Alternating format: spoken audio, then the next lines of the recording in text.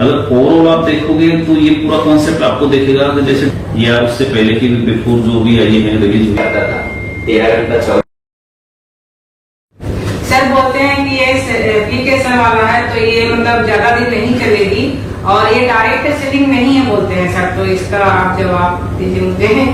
मैं क्या बोलूं लोगों को? बिल्कुल मैम, देखो होता क्या है, जैसे आपने देखा होगा अकॉर्डिंग टू गाइडलाइन अगर बात करें, जो लेटेस्ट गाइडलाइन की बात कर लेते हैं या उससे पहले की बिफोर जो भी आई है रिलीज हुई उससे पहले की भी आप देख पाओगे कि वहां पर सर्विस एंड प्रोडक्ट्स दोनों दिए हुए हैं, यानी कि डायरेक्ट सेलिंग के थ्रू। अभी आपको और मैं एक लेटेस्ट चीज बताऊं, जैसे इसको एमसीए अभी मॉनिटरिंग नहीं कर रहा है, इसको कर रहा है एनसीएच, नेशनल कंज्यूमर हेल्पलाइन। अब वहां पे क्या होता है कि आपके प्रोडक्ट्स एंड सर्विस का जो पार्ट है उसकी डिलीवरी कैसे हो रही है, कोई क्वेरी जनरेट हो रही है तो उसका एनसीएच मॉनिटरिंग करता है। आप एज ए कस्टमर कोई भी क्वेरी डालोगे तो एनसीएच उसको अपने यहाँ तक मॉनिटरिंग करेगा।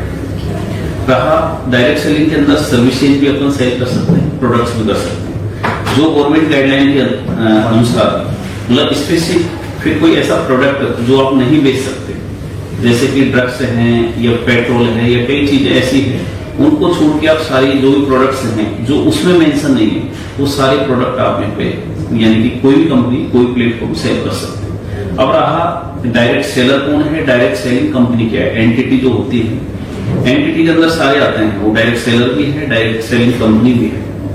आप एज ए जैसे यूटेक है डायरेक्ट सेलिंग कंपनी, एक नेटवर्किंग के थ्रू मोड ऑफ बिजनेस का है वो एक डायरेक्ट सेलिंग है।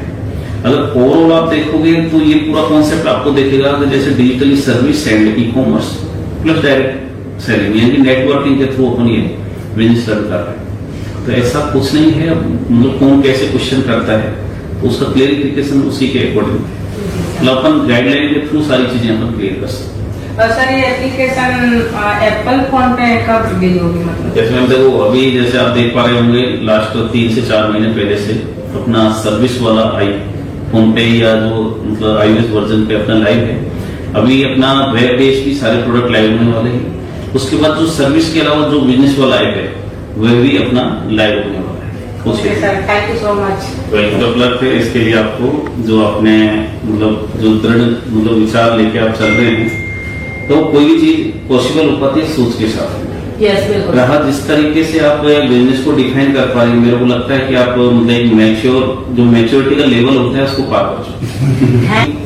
पोटेंशियल होती है और यूथ की पोटेंशियल मैं मानता हूँ कि यूटेक के साथ सबसे जबरदस्त है और आज उसी की बदौलत है कि 3 साल के अंदर जो एम्पायर खड़ा हुआ है इस नेटवर्क।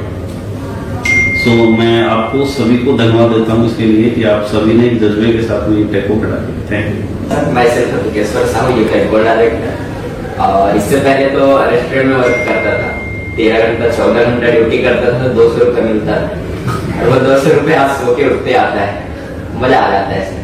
और जिंदगी बदल गया यूटेक में आने के बाद। और छोटा सा क्वेश्चन है ना सर कि एमसीए में अभी अपन सर्च नहीं कर पा रहे हैं। एमसीए में अपना कंपनी जो है कुछ महीने पहले हो रही थी सीआई नंबर के साथ, तो वो जो अभी नहीं कर पा रहे हैं तो कुछ लीडर्स इसके डाउट में है। और ये भी क्वेश्चन है कि जो हमारा कंपनी है वो एमसीए का जो दोनों चीज होता है, एक कारपोरेट और एक कंज्यूमर, तो इन दोनों चीजों में रजिस्टर है कि नहीं, ये सवाल आ रही है। बिल्कुल, देखिए आपने question according to your knowledge मतलब बहुत अच्छा रहा। मैं आपको फर्स्ट में तो बताऊं कि जो गाइडलाइन लेटेस्ट या जो लास्ट रिलीज हुई है उसके अकॉर्डिंग अभी किसी भी कंपनी की लिस्टिंग रिलीज नहीं की है। जो एमसीए डिपार्टमेंट है, मिनिस्ट्री ऑफ कंज्यूमर अफेयर, उसने कोई लिस्टिंग जारी नहीं की। जो भी लिस्टिंग में आज कंपनी स्टैंड कर रही है, दिखा रही है अपने आप, वो उससे पहले की है। तो जिस टाइम यानी कि जो लिस्ट रिलीज हुई थी उस टाइम यूटेक का एक इजाद नहीं हो पाया था, मतलब जो कोरोना टाइम है उससे पहले की, यानी कि अपना जो स्टेब्लिशमेंट रहा है वो कोरोना टाइम में रहा है 30 दिसंबर 2020 को। जो भी लिस्ट जारी हुई वो उससे पहले के दिन के सबमिशन थे, उनकी लिस्टिंग जारी थी। और जिस दिन ये लेटेस्ट गाइडलाइन रिलीज हुई है यानी एप्लीकेबल हुई है, उसके बाद में उनसे पहले की जो भी लिस्टिंग थी वो 0 थी। यानी कि अभी किसी भी कंपनी का, चाहे इवन 20 साल पहले की कंपनी है, चाहे वो 10 महीने पहले की कंपनी है, उनका सबमिशन मांगा है, उनके अकॉर्डिंग अभी लिस्टिंग डिपार्टमेंट ने जारी नहीं की। रहा कॉर्पोरेट का आप बात कर रहे हैं, तो कोई भी कंपनी जब एक मतलब रूप लेती है या उसका एस्टेब्लिशमेंट होता है तो सबसे पहले आरओसी रजिस्टर्ड होती है। आरओसी का मतलब जो जब कॉर्पोरेट है यानी कि मिनिस्ट्री होती है वहां पे रजिस्टर्ड होती है। तो कोई भी कंपनी हो, चाहे वो एमसी गाइडलाइन के अकॉर्डिंग चल रही है या ई कॉमर्स बेस से किसी भी कॉन्सेप्ट में है, वो फर्स्ट में रजिस्ट्रेशन वहीं पे होता है। उसका आप सीआईएन नंबर के थ्रू आप आरओसी के अंदर सीआईएन नंबर दे सकते हैं। यानी कि सबसे पहला जो काम होता है एक कंपनी रजिस्टर्ड होने का, वो सीआईएन रजिस्टर्ड होने के बाद होता है। तो कॉर्पोरेट में तो मतलब मिनिस्ट्री के अंदर तो सबसे पहले उनको रजिस्टर्ड होना होता है। उसके बाद डिपेंड करता है कि वे जो बिजनेस का नेचर है कंपनी वो क्या होगा। तो सेकंड थिंग आती है वो डायरेक्ट सेलिंग करती है या ई कॉमर्स करती है, क्या करती है। तो नेचर है किस सेगमेंट में है, क्या बिजनेस का नेचर रहेगा, किस मतलब नेचर को फॉलो करेंगे, वो सेकंड थिंग आती है।